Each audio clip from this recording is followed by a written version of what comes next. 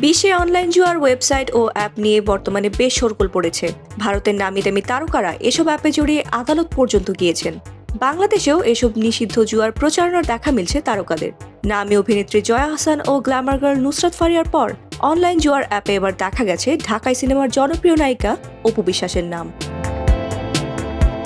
দেশ ও আন্তর্জাতিকভাবে নিষিদ্ধ অনলাইন বেটিং অ্যাপ বাবু 88 এর সঙ্গে যুক্ত হয়েছেন অপু বিশ্বাস। গত বছরের শেষ দিকে অপু বিশ্বাসকে শুভেচ্ছা দূত করে অ্যাপটি ব্যাপক প্রচারণাতেও অংশ নেয়। নতুন বছরের শুরুতে অ্যাপটি অপু বিশ্বাসের একটি ভিডিও শুভেচ্ছা বার্তা পোস্ট করেছে, যদিও অপু বিশ্বাস ভিডিওটি ভুয়া বলে দাবি করেছেন। এই নায়িকা জানিয়েছেন তিনি কোথাও এমন কোনো ভিডিও পোস্ট করেননি, তবে ভিডিওটি যে ভুয়া এমন কোনো তথ্য জোরালোভাবে জানাতে পারেননি অপু। ভিডিওটিতে অপুর কণ্ঠ পরিবর্তন বা লিপ রিডিং এ অসামঞ্জস্যতা খুঁজে পাওয়া যায়নি, বরং তাকেও বেশ সাবলীল বলে মনে হয়েছে।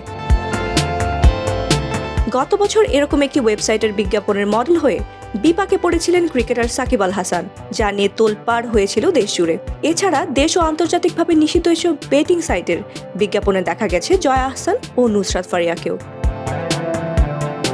ফাতিমা সুলতানা, প্রবাস খবর।